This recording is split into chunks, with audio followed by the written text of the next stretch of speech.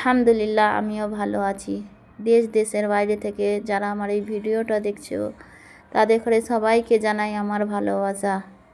দেখো, আজ আমি নতুন একটা ব্লগ ভিডিও নিয়ে চলে এসেছি। আমার বরকে বাজারে পাঠিয়েছিলাম। এইখানে ডাব, পেঁপে, আঙ্গুর, কাঁকড়ি, খেজুর, তার সাথে বেগুন নিয়ে এনেছে। আজ এই বেগুনটার মশলা বেগুন রান্না করব। পুরোপুরি ভিডিওটা আমার তোমরা দেখতে থাকবে।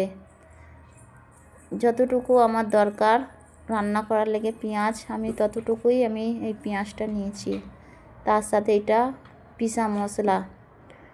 সবটা তো বলো একা হাতে দেখাতে পারি না, যতটুকু আমি পেরেছি তোমাদের কাছে তুলে ধরার চেষ্টা করেছি।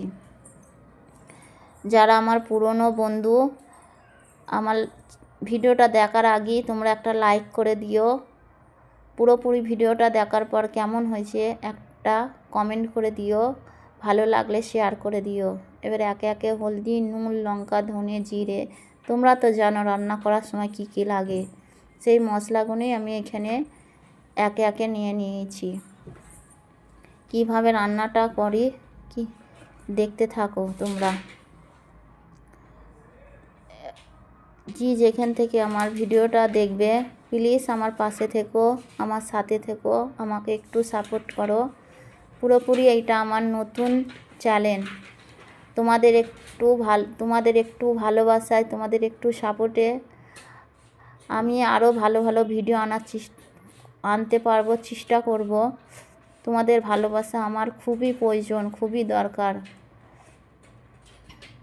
তোমরা আমার পাশে থেকো। তারপরে এই পেঁয়াজ দিয়ে পুরো মশলাটাকে মেখে নিচ্ছি।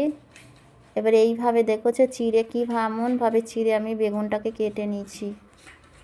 এই বেগুনের ভেতর অল্প অল্প করে এই মশলাটাকে আমি ভরে নেব।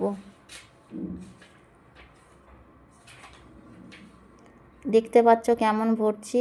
এই বেগুন আমরাও জানতাম না কেমন রান্না করার পর কেমন টেস্ট। আমার বিয়ে হওয়ার পর আমার বরের সাথে যখন আমি শহরে থাকি, তখন এক পাশের বাড়ি এক চাচি আমাকে এই বেগুন রান্না দিয়েছিল। সেই আমি এই বেগুন রান্না করি। এর মজা তো সেই থেকে আমি বুঝতে পারলাম কি যে এর মজা। সেই থেকে আমার বরকে বলি এই ছোট ছোট বেগুন নিয়ে আনবে। সেই থেকে এই বেগুনই আমি রান্না করি, খুব ভালো হয় রান্না। দেখেছো কেমন লাল লাল করে এই বেগুন রান্না করে নিয়েছি। আর পাশে আমার বড় মেয়ে পরোটা সেঁকতে থাকছে, কারণ পরোটার সাথে খুব ভালো লাগে এই বেগুন রান্না। এত মজা হয়, না খেলে তোমরা বুঝতে পারবে না। দেখেছো কেমন লাল লাল করে বেগুনটা রান্না করে নিয়েছি। আর তারপর দেখতে পাচ্ছ রান্না করার পর তো জানোই পুরো গ্যাস সবই নোংরা হয়ে যায়।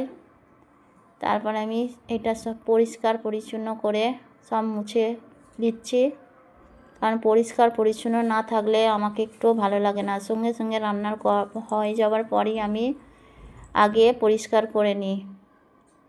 পরিষ্কারটাই সবসময় ভালো। দেখেছো এখানে পুরোপুরি পরিষ্কার করে নিয়েছি। পরিষ্কার রাখলে মনটা ভালো লাগে, মনটা খুশি থাকে।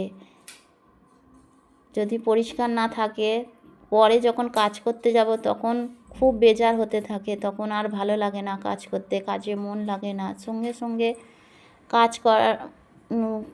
কাজ করার পরই যদি সেইখানে নোংরা থাকে পরিষ্কার করে নিলে সেখানটাই পরিষ্কার হয়ে যায়। দেখেছো কেমনভাবে পরিষ্কার করে নিয়েছি। প্লিজ তোমরা আমার পাশে থেকো, আমাকে সাপোর্ট করো। ভালো লাগলে লাইক, সাবস্ক্রাইব, কমেন্ট করে দিও। নতুন বন্ধু হয়ে থাকলে সাবস্ক্রাইব করে দিও। আমার ভিডিওটা কেমন হয়েছে তোমরা আমাকে জানাবে কমেন্ট করে।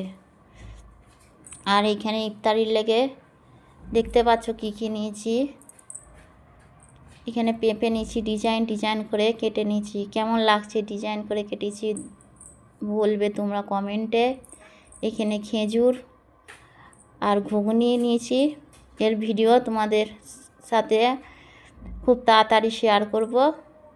আর এইখানে লাল শরবত নিয়েছি, কারণ ইফতারি